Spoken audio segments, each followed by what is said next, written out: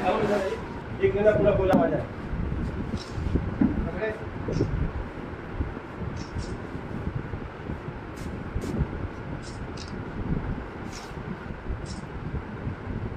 लगा ले, जाने वाले दुकान लगा ले।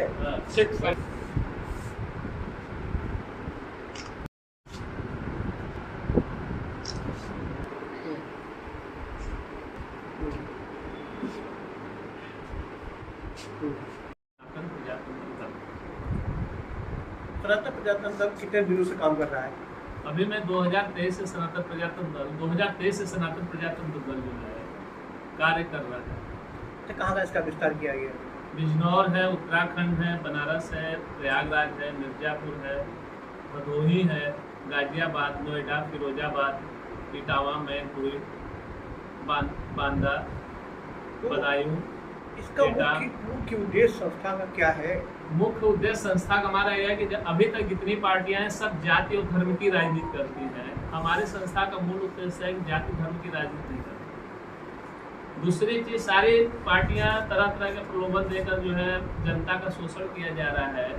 हमारी पार्टी चाहती है कि जाति से उठकर जनता जो है विचार करे, क्योंकि जब से सृष्टि का निर्माण हुआ जाति का निर्माण नहीं हुआ।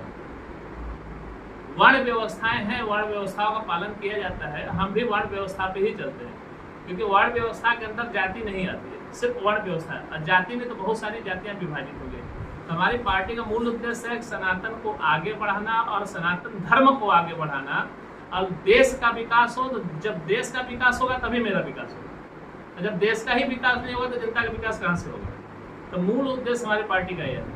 और महिलाओं के सुरक्षा से संबंधित, शिक्षा से संबंधित, और खास हमारा जो मूल उद्देश्य है पार्टी का, आपको मैं बता दूं कि किसान से संबंधित, किसानों को जो है लेके काफी तरह की भ्रांतियां हैं। हर सरकार आती है किसानों को कि मैं ये आपको दूंगा, किसानों को ये सहायता मिलेगी। कितनी सहायता मिले आप देख रहे हैं। किसान इतना मेहनत करते हैं, खेती करते हैं, उनको कितना लाभ मिलता है। उससे ज्यादा तो जो किसान से अनाज खरीदते हैं, सब्जी खरीदते हैं, कमा रहे हैं। किसान फिर भी कर्जे में डूबा है। 5 लाख रुपए किसान अगर बैंक से, सरकार से लोन ले रहा है, फसल नष्ट हो गई तो भी उसको लोन भरना है, लोन नहीं माफ हो रहा है। मेरी पार्टी का मूल उद्देश्य है कि भविष्य में अगर हमारी पार्टी सत्ता में कभी आती है या हमें जनता मौका देता है, तो मैं किसानों के लिए तो पहले पूरा हम लोग का यह उद्देश्य है कि किसानों का 5 लाख रुपए तक जितने भी लोन होंगे सब माफ कर दिए जाएंगे। किसानों की बिजली फ्री होगी। ये सारे उद्देश्य हमारे जो है संस्था के हैं, जो किसान के हित में है। तीसरी बात यह है कि अभी तक जितनी पार्टियां आई हैं, बहुत सारे आयोग बनाए गए, आप ये जान रहे होंगे। हमारी बातें सुनकर हो सकता है थोड़ा सा अजीब लगे, मगर मेरी पार्टी का एक कहना है और हमारे सभी पार्टी के मेंबरों का एक कहना है कि एक आयोग अभी तक नहीं बना जिसे ब्राह्मण आयोग कहा जाता है। ये भी होना चाहिए।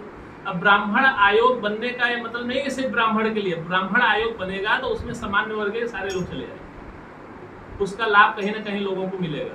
पर इसका बात कभी आज तक किसी ने नहीं किया। जब ब्राह्मण आयोग की जरूरत क्यों पड़ रही है?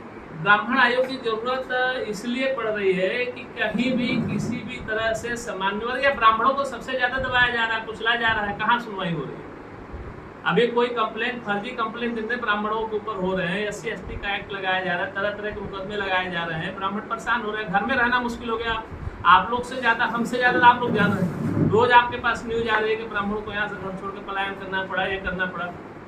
आज तक ब्राह्मणों के हित में कोई नहीं सोचा।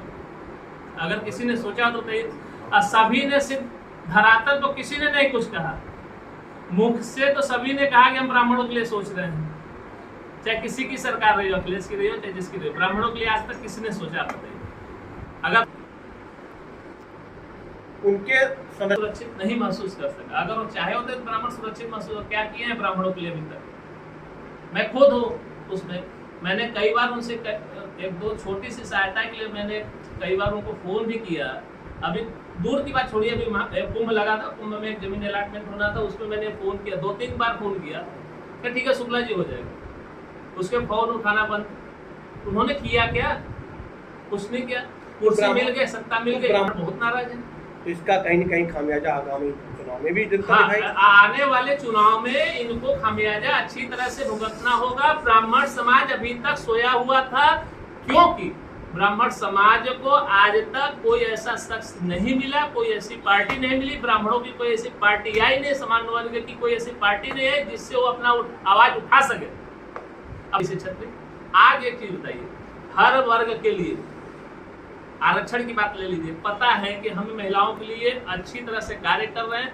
हम अभी कुछ नहीं है तो भी करीब करीब यूपी के हर जिले, यूपी बात छोड़ दीजिए, गुजरात में ले लीजिए, एमपी में ले लीजिए, बिहार में ले लीजिए, कोलकाता ले लीजिए, कई स्टेट में हम लोगों का हेल्प कर रहे हैं, सहायता कर रहे हैं। प्रशासनिक जहाँ जरूरत पड़े वहाँ प्रशासन से बात करके या जैसे हो रहा है समन्वय में बैठाकर उन लोगों का हेल्प मदद कर रहे हैं। जबकि जिसकी सरकार है, सरकार रहते हुए लोगों को सहयोग और योगदान नहीं मिल पा रहा है। उसके बाद जब मेरे पास लोग आए तो उनका मैंने हेल्प किया है, हेल्प कर रहा हूँ, करता रहूँगा।